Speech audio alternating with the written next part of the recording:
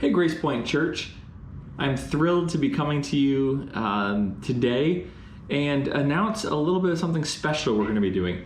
I know there's been a lot of things that feel like they've been taken away, reduced from our lives, things that are more of a loss than a gain. But I'm thrilled to address and look at this upcoming Passion Week. So we start that with the triumphal entry. And from the triumphal entry, we see Jesus' journey in the last week of his life, right until the crucifixion, and then we get to the resurrection. And one of the challenges that we have every year, and we debate this every year, is how do we cover all the content that is in that 1 week and do it often with just 2 Sundays. And so the good news, is that this year, due to the fact that we're all remote with video, is that we don't have to.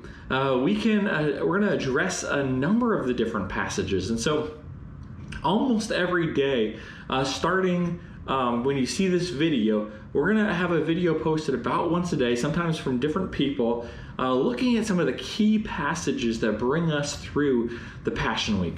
I hope you take some time to look at those and to watch the videos, to read the passages yourself, and to just understand and appreciate what Jesus did and how this whole plan of redemption it came to be in this final week. So I hope you'll join us daily for these, that you'll comment on them, that you'll interact with them, and that they'll be a big encouragement to your heart and to your life.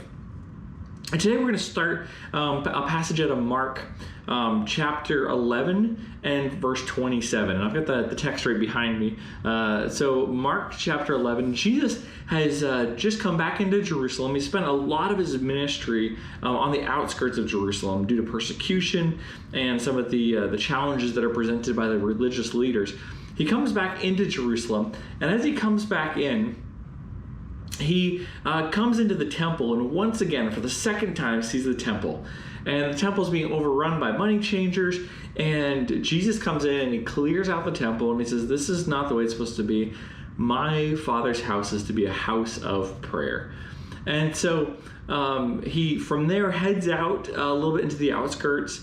There's the passage of the cursing of a fig tree. And verse 27 picks up and it says, and they came again to Jerusalem. So this would have been Jesus and his disciples. They came again to Jerusalem.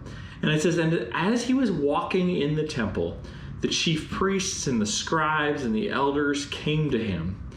And they said to him, by what authority are you doing these things?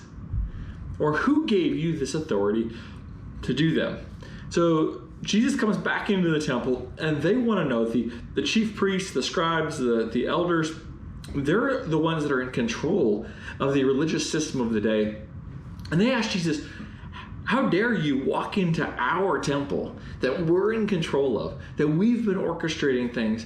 How dare you walk in? What authority do you have to do these things? Or who gave you that authority? Now, what they're doing is they're trying to set up a bit of a trap here and catch Jesus in his words. Jesus says to them in verse 29, he says, I will ask you one question. I love this. Jesus takes their question that was posed to him, and he turns back around to them and he asks them a question. He says, I will ask you one question. He says, answer me, and I will tell you by what authority I do these things. So Jesus says, okay, you want to ask me a question? I'm going to ask you a question first. You answer my question, I'll answer your question. The question that Jesus asked them is, he says, was the baptism of John from heaven or from man? Answer me. Now, he's referring here to John the Baptist that came before Jesus. This was actually Jesus' cousin. And that John was baptizing often in the wilderness, that he was one crying that the Messiah, the promised one, would be coming. And he's baptizing people that are repenting or wanting to turn from their sins.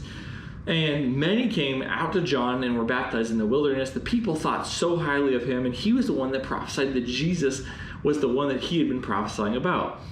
And so Jesus asked the religious leaders and the elders, when John baptized, what authority was that? Who is it from? Was it from heaven or was it from man?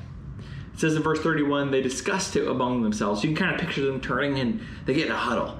And they're discussing with themselves, and they said, if we say the baptism was from heaven, then Jesus will say, well, then why did you not believe him? But they say, if we say from man, then we're afraid of the people. And it says, for they all held that John was really a prophet. So Jesus here asks them this question, and he puts them between a rock and a hard place. On one hand, if they say John's baptism was legitimate and it was authoritative and it's from heaven, then Jesus' response would be, well, why didn't you listen? Why didn't you respond to that? We say, well, if it was from man, well, then everybody else around, all of the crowd says, man, God was at work through the baptism of John. It says that their religious leaders were afraid of the people. They couldn't say, well, we don't think it's from God, because, man, all the people that they were leading said it was. So it says they answered Jesus and they said, we don't know. And Jesus said, neither will I tell you by what authority I do these things. I think it's amazing that Jesus, he walks into the temple and he's not pretending that he's not coming from God, but even when he's being trapped and they're trying to trick him and they're trying to trap him in his words, that he simply says, look, he says, and the way I answer the question is going to say, I have authority here. See, what the religious leaders were really so upset about was that Jesus came and he wanted to have control. He declared himself to be in control of nature. We see that through the miracles that he performed. We see him in control of physical ailments. He healed people. He restored limbs. He brought sight back to the blind. And we see he walks into Jerusalem and he's in control. He acts like he's in control of the worship of God. Even in Samaria, he tells that those who worship me are going to have to worship in spirit and in truth. That it's not this building that is isolated to it. And so the question, I think, when we come to this passage and to this week in particular is one of authority. Are we okay with Jesus having a corner of our life, a piece of our life? Are we okay with Jesus as long as he's not disturbing things? Are we okay with, hearing a couple inspirational teachers, but once he tries actually having control, we really start to lose it? The question that we have to answer for ourselves, just like the religious leaders, the Pharisees, the chief priests, the elders did, is that who's really in control? Are we demanding that we be in control and remain in control of our lives?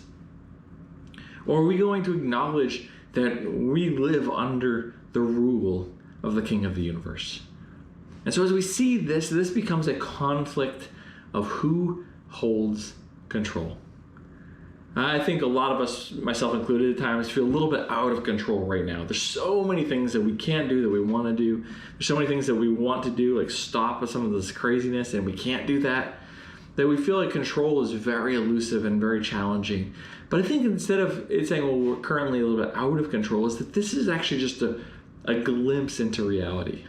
Is that as much as we try to orchestrate and organize and structure, is that we find out that we're ultimately not the king of the universe. We're not even the king of our own little world. And what Jesus comes and does is he's offering that we can be a part of a kingdom that Jesus is king in. But it means laying down our own pride and our own desires and saying no to ourselves and yes to Jesus. And I encourage you to look at this passage from Mark chapter 11 that kind of sets up this whole next 2 weeks and answer it for ourselves. Is that when Jesus comes into our life and he wants to make changes, how do we respond to that? How do we handle that? When we see parts of God's word that we don't care for, how do we approach that? And who's going to be king? God bless. Love you all.